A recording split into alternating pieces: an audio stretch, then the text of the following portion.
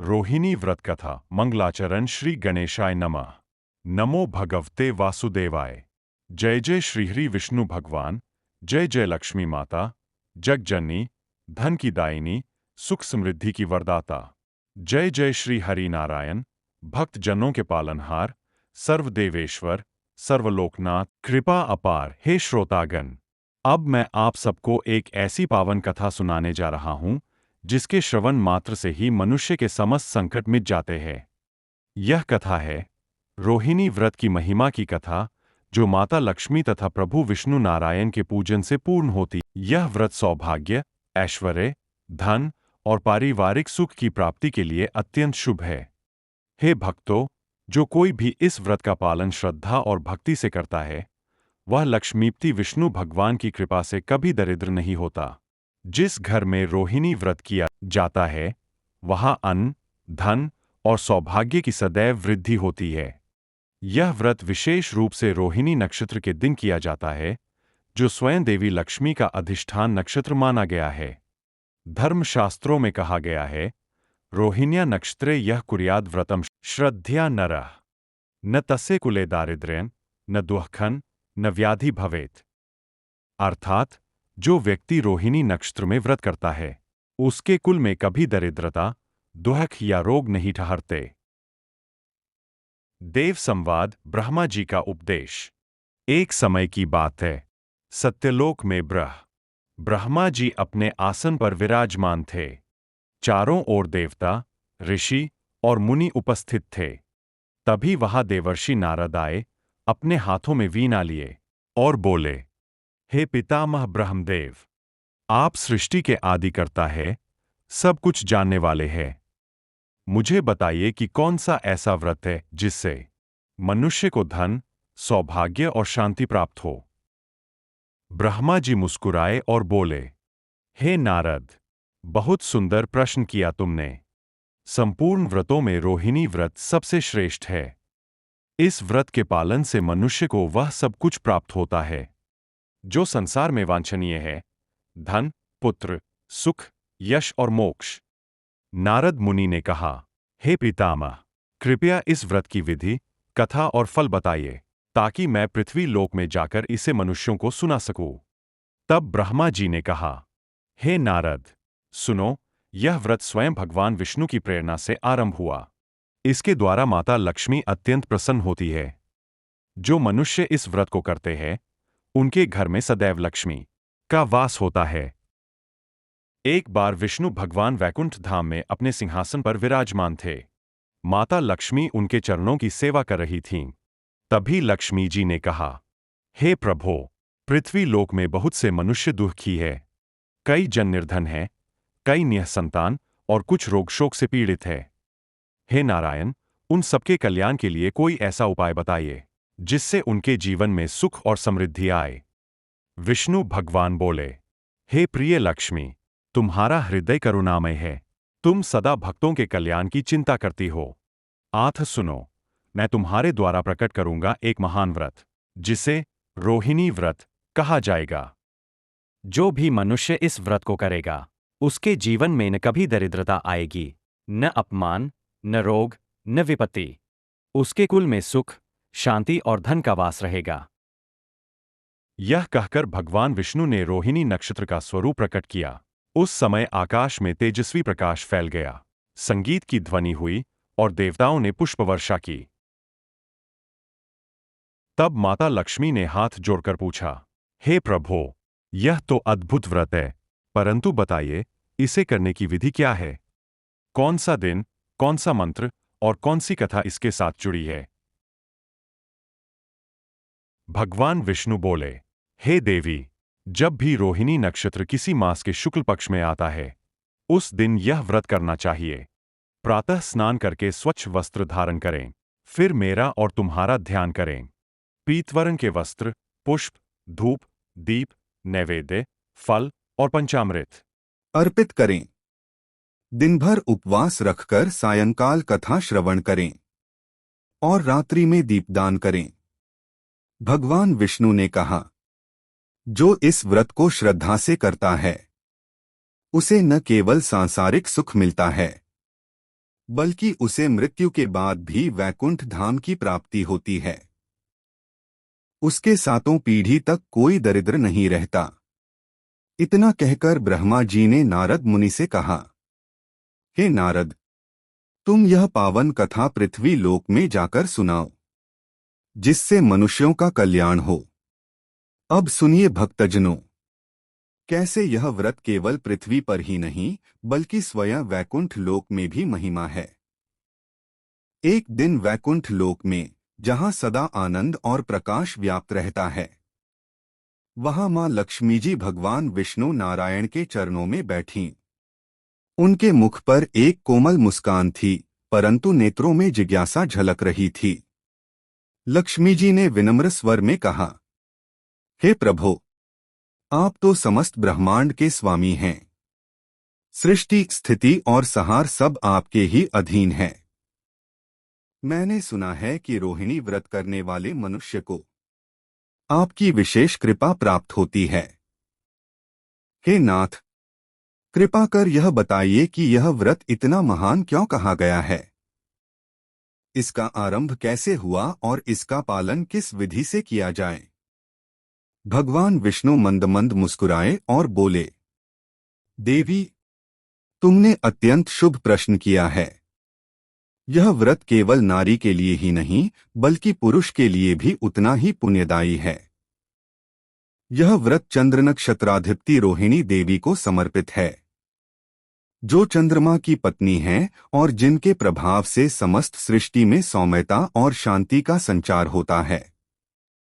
जो मनुष्य या स्त्री इस व्रत को श्रद्धापूर्वक करता है, वह जीवन में सौभाग्य, संतान, आयु और ऐश्वर्य की प्राप्ति करता है। यह व्रत ब्रह्मा, विष्णु और महेश तीनों की कृपा दिलाने वाला है। देवी, एक समय ऐसा भी आया जब त्रिलोक में अधर्म बढ़ गया। लोग लोभ, क्रोध और पाप में डूब गए। तब रोहिणी देवी ने ही यह संकल्प लिया कि मैं अपने नाम से ऐसा व्रत स्थिर करूंगी जिससे मनुष्य फिर धर्म की ओर लौटे। उसी समय उन्होंने यह रोहिणी व्रत प्रारंभ किया। तब से यह व्रत युगों युगों तक चलता आ रहा है। जो इस व्रत का पालन करता है, उसके सारे ग्रह दोष शांत होते हैं। विशेषतः चंद्र दोष, संतान दोष और मनोविकार जैसे दुख नष्ट हो जाते हैं। भगवान आगे बोले, हे देवी, इस व्रत की विधि अत्यंत सरल परंतु प्रभावशाली है। जो कोई भी मनुष्य या स्त्री इस व्रत को करना चाहे, वह मास के उस दिन स्नान कर शुद्ध वस्त्र धारण करे, जिस दिन रोहिणी नक्षत्र हो। फिर पूर्व दिशा की ओर मुख करके आसन बिछाकर पीत वस्त्रों में श्री विष्णु और रोहिणी देवी की मूर्ति स्थापित करे। सामने दीपक जलाए, धूप और पुष्प अर्पण करे। फिर निम्न मंत्र का जप करे, नमो भगवते वासुदेवाय नमः, रोहिणे नमः। इस मंत्र के उच्चारण से देवता अत्यंत प्रसन्न होते हैं। भोजन में उस दिन सात्विक आहार ही ग्रहण करना चाहिए। दूध, फल और तुलसी मिश्रित जल। संध्या के समय आरती करनी चाहिए और रात्रि में कथा श्रवण अवश्य करना चाहिए। भगवान बोले, देवी, एक बार इंद्रलोक में भी यह व्रत हुआ था। देवताओं में जब कलह उत्पन्न हुआ और स्वर्ग में अमंगल के योग बनने लगे, तब ब्रह्मा जी ने स्वयं देवगणों को यह व्रत करने का उपदेश दिया। व्रत पूर्ण होते ही आकाश में एक दिव्य ध्वनि हुई, जो भी रोहिणी व्रत करेगा उसके जीवन से भय, रोग और दरिद्रता सदा के लिए दूर हो जाएगी। देवताओं ने जब यह व्रत पूर्ण किया तो स्वर्ग में पुनः सुख और शांति लौट आई। हे भक्तजनों, ऐसा कहा गया है कि यदि कोई स्त्री यह व्रत करती है तो उसे अखंड सौभाग्य की प्राप्ति होती है, और यदि कोई पुरुष करता है तो उसे यश, वैभव और पारिवारिक सुख मिलता है। यह व्रत विशेष रूप से मंगलवार या सोमवार को आने वाले रोहिणी नक्षत्र में किया जाए तो इसका फल 100 गुना बढ़ जाता है। भगवान विष्णु की वाणी सुनकर देवी लक्ष्मी अत्यंत प्रसन्न हुई। उन्होंने कहा, हे प्रभु, आपने आज जो ज्ञान दिया वह केवल देवताओं के लिए नहीं बल्कि समस्त मानव जाति के लिए कल्याणकारी है। जो इस व्रत को करेगा वह आपके ही समान सुखी और धनवान होगा। भगवान मुस्कुराए और बोले, देवी, सत्य है। यह व्रत मेरी ही कृपा को आकर्षित करता है। जो इसे करता है वह नित्य लक्ष्मी प्राप्त हो जाता है। हे श्रोताओ, अब अगले भाग में हम सुनेंगे कि कैसे इस व्रत का पुण्य एक साधारण ब्राह्मण स्त्री के जीवन को बदल देता है और कैसे उसकी भक्ति से पूरा गांव कल्याण को प्राप्त करता है। हे भक्तजनों, अब कथा का वह पावन प्रसंग सुनिए जो मानव जीवन में इस व्रत की वास्तविक महिमा को उजागर करता है। यह प्रसंग पृथ्वी लोक का है, जहां एक गरीब ब्राह्मण दंपति रहते थे, परंतु उनका जीवन संघर्ष और दुख से भरा हुआ था। किसी समय काशी नगरी में एक ब्राह्मण रहता था जिसका नाम सुधर्मा था। वह अत्यंत विद्वान तो था, परंतु भाग्य ने साथ नहीं दिया। गृहस्थ जीवन में दरिद्रता का साम्राज्य था। भोजन के लिए अन्न का एक दाना भी मुश्किल से मिलता था। उसकी पत्नी का नाम था सत्यवती। वह पतिव्रता, सती और धर्मशील स्त्री थी, परंतु गरीबी ने उसे भी तोड़ दिया था। कभी कभी दोनों पति पत्नी भूखे ही सो जाते, परंतु उनके हृदय में भक्ति का दीपक सदैव जलता रहता। एक दिन सत्यवती स्नान करने गंगा तट पर गई।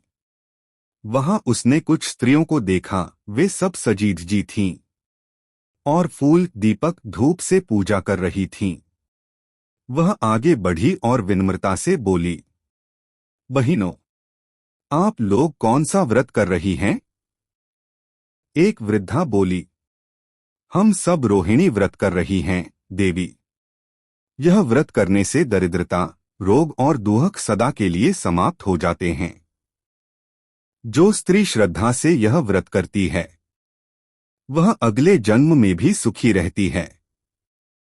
यह सुनकर सत्यवती के हृदय में एक नई आशा जाग उठी।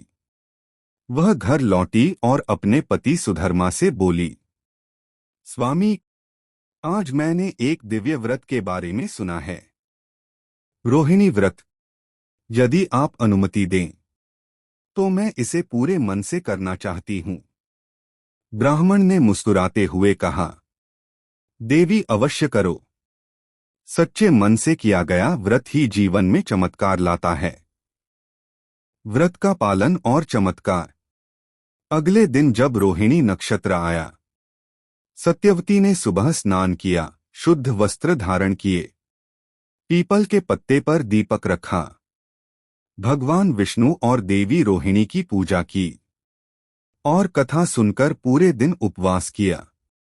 संध्या को उसने तुलसी जल से आचमन किया और यह प्रार्थना की, हे देवी रोहिणी, यदि आप मेरी सच्ची भक्ति से प्रसन्न हैं तो मेरे जीवन से दुख का अंधकार दूर करें। उस रात जब वह सोई तो स्वप्न में उसे एक दिव्य स्त्री का दर्शन हुआ। वह थी देवी रोहिणी स्वयं। उन्होंने कहा, वत्से, तेरा व्रत मुझे प्रिय हुआ। अब तेरे घर में लक्ष्मी का वास होगा। तेरे पति को ज्ञान और धन दोनों की प्राप्ति होगी। अगली ही सुबह जब सुधर्मा नगर, एक समय कैलाश पर्वत पर भगवान शंकर और माता पार्वती विहार कर रहे थे। वहां मंद मंद पवन बह रही थी, हिमखंड चमक रहे थे और गंधर्वगण दिव्य वीणा से हर हर महादेव का गान कर रहे थे। माता पार्वती ने देखा कि उस दिन चंद्रमा की किरणें अत्यंत शीतल थीं और नक्षत्र मंडल में एक विशेष तेज झिलमिला रहा था। मां ने मुस्कुराकर भोलेनाथ से पूछा, स्वामिन, आज यह आकाश इतना उज्जवल क्यों प्रतीत हो रहा है? कौन सा नक्षत्र आज इतनी दिव्यता बिखेर रहा है? भगवान शंकर बोले, देवी, आज आकाश में रोहिणी नक्षत्र विद्यमान है।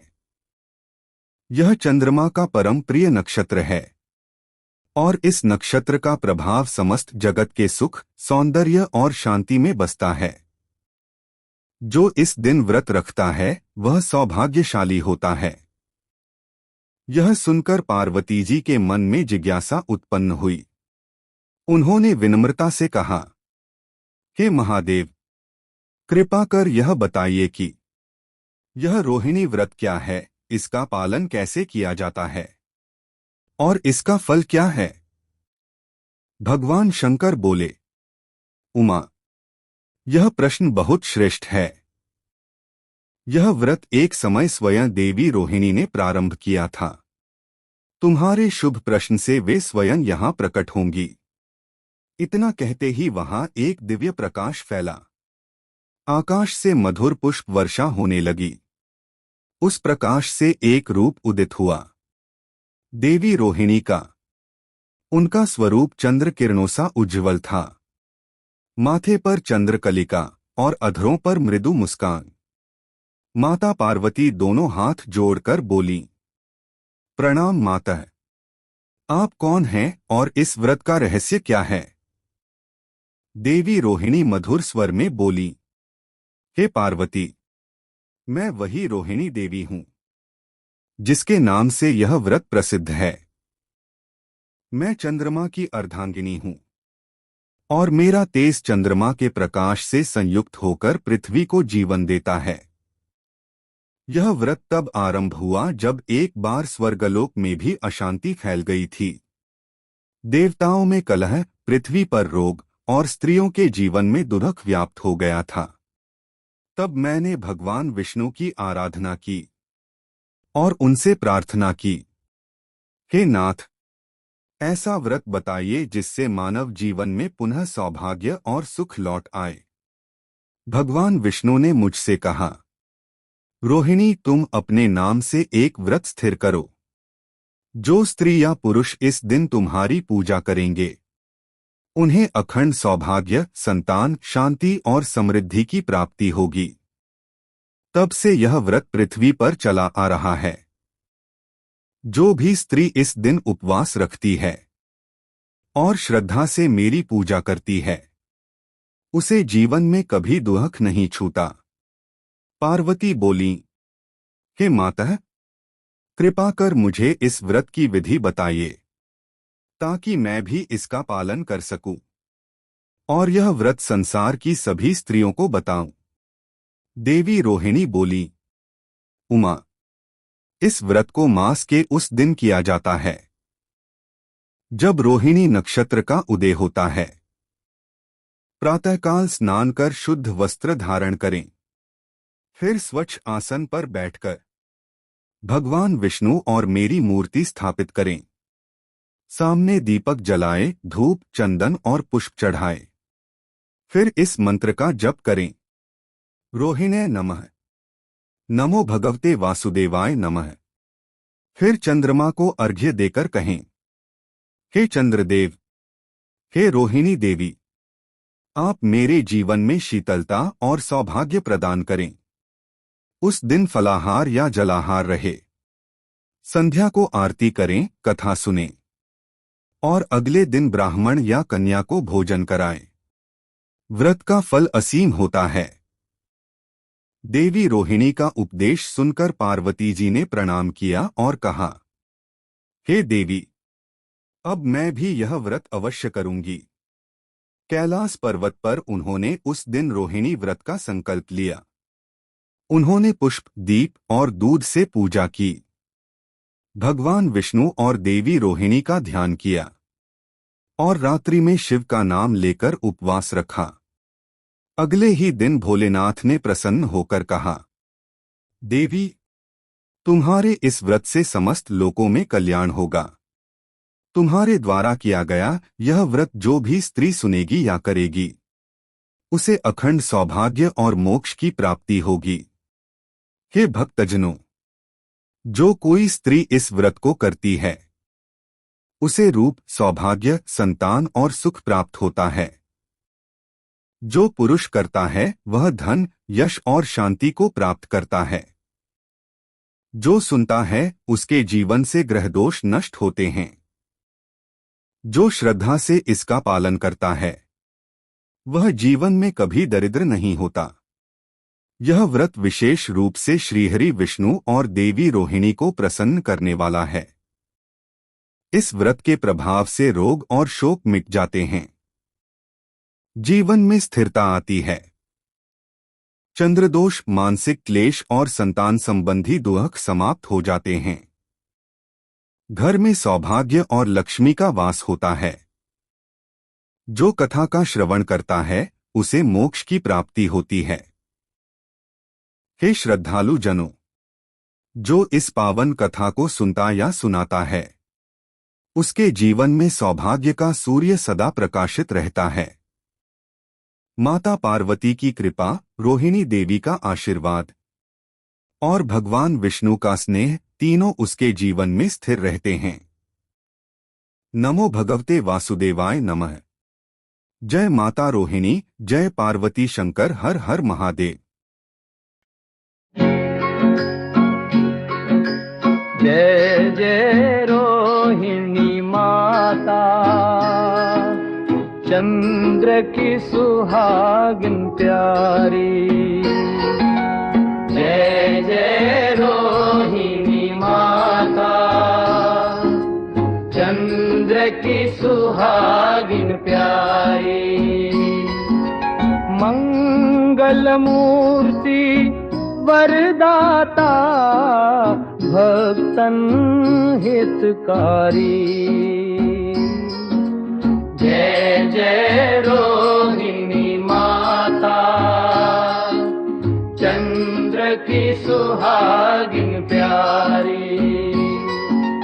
चंदन पुष्प दीप जलाओ, नाम तुम्हारा गाओ।